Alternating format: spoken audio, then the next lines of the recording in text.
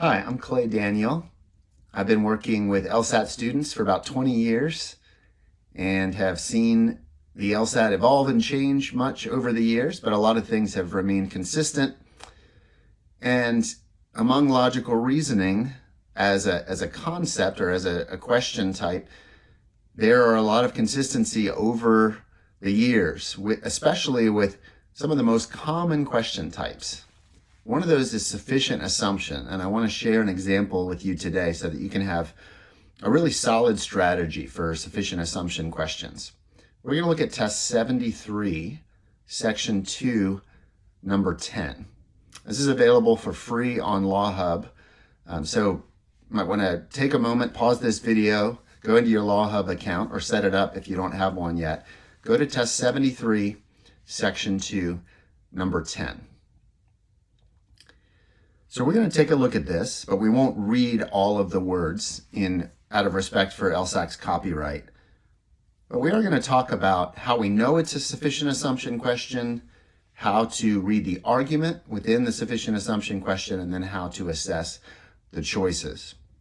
Well, the presence of the word assumed, first off, is not enough to nail down an identification of sufficient assumption because it might be a necessary assumption. We have a video out on that type of question for you as well.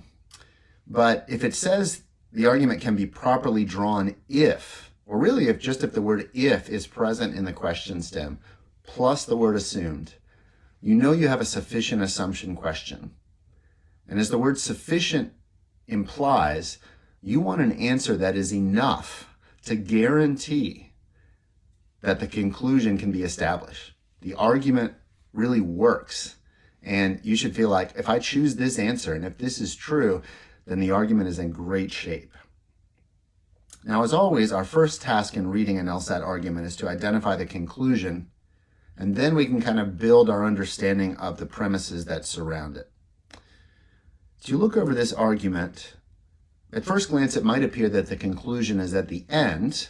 One, because the conclusion is often at the end, and secondly, because we have the word but there. But if you look at the nature of that sentence, it's not as ultimate as the first sentence, which is the most kind of opinionated, debatable sentence, that these dramas are not successful. Now, that's an important marker of the claim. It's an opinion statement. They're not successful. Oh, why aren't they successful? Well, the two following sentences will tell us. Now, I want to point you to a very powerful test you can use on sufficient assumption questions. It's called the once-twice test, and it helps you identify loose ends in the argument. You're looking for concepts that are only mentioned once, because if they're only mentioned once, they're really loose ends that need to be kind of tied together with the rest of the argument. The first thing I'd be looking for here is I'd be looking at the word successful, that these plays are not successful. But in the last sentence, it talks about what's necessary for a play to succeed.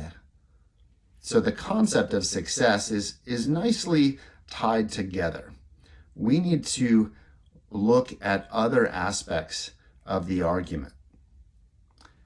The last sentence is tying success to audiences caring about what happens. And that's not really mentioned anywhere else, caring about what happens to the characters. Then in the second sentence, the other premise, there's this idea of being able to discern the characters' personalities.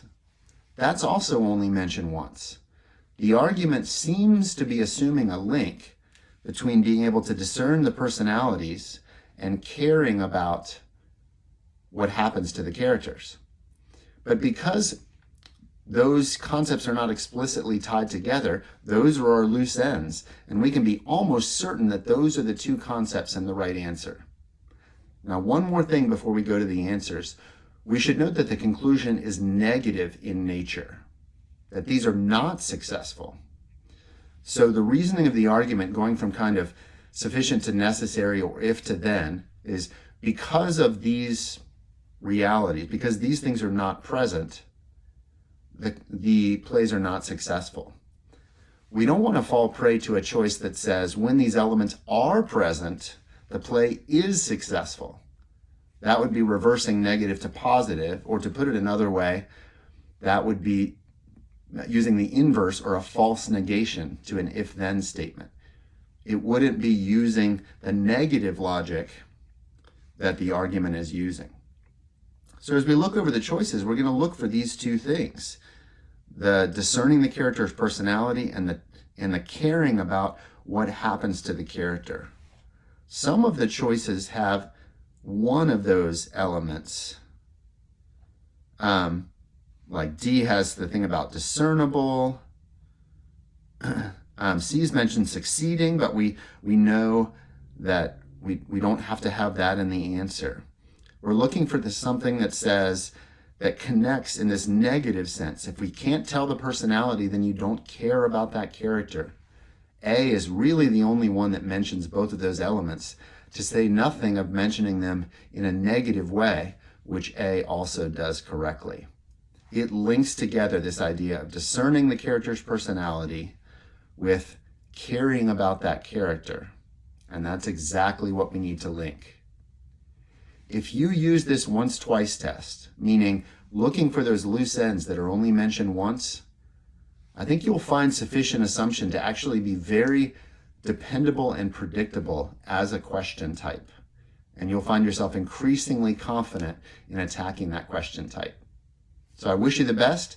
I hope that this has been helpful. And do please like and subscribe to our LSAT YouTube channel. Let us know if we can help you further with tutoring and support for the LSAT.